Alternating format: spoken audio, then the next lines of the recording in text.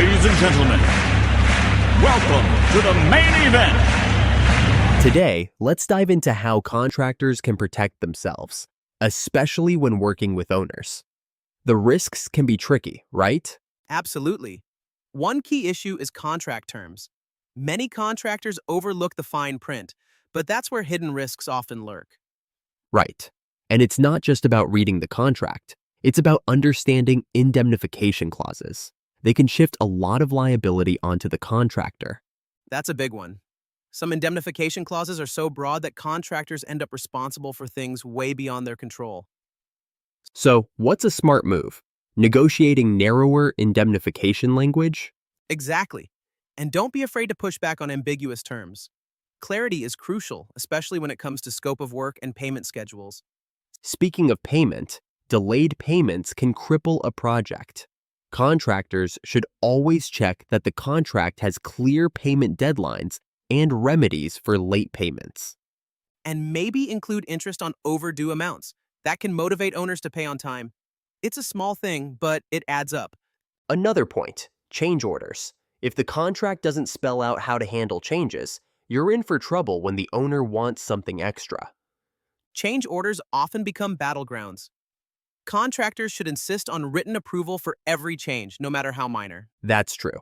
Otherwise, you end up doing extra work for free, or worse, in dispute over what's owed. Insurance is another layer. Contractors need to ensure their policies actually cover the scope of work. Not all general liability policies are equal. And sometimes owners want to be listed as additional insured. It's important to know what that means for your coverage. Plus, contractors should check waiver of subrogation requirements. That can impact the ability to recover damages from third parties. It sounds technical, but a good insurance broker can help decode the jargon and make sure there are no gaps. Exactly. And don't forget about project delays. Contracts should specify what counts as a force majeure event and what relief is available. Like if a hurricane hits or there's a labor shortage, contractors shouldn't be penalized for things outside their control. On the flip side, owners sometimes sneak in liquidated damages for late completion. Those can be harsh if you're not careful. So negotiating reasonable liquidated damages and including carve-outs for excusable delays is smart. Another risk is defective work claims. Contractors should document everything during construction: photos, daily logs, communications. Good documentation is like your shield. If a dispute arises, you have evidence to back your side. And let's not forget subcontractors.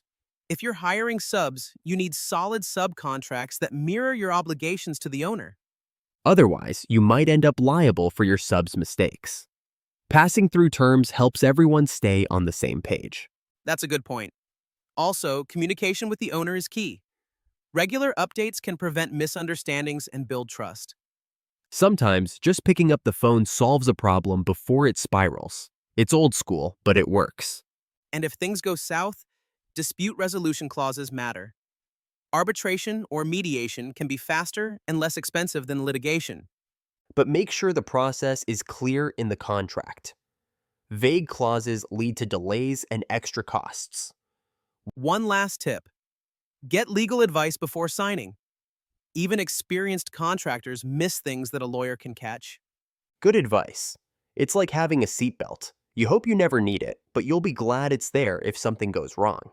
So, to sum up, read contracts carefully, negotiate terms, document thoroughly, and communicate well. That's the blueprint for protection. And always stay curious. If something seems off, ask questions. No one ever regrets being too careful. Before we wrap up, here's a thought. How can contractors balance risk management with building strong relationships with owners? That's a great question.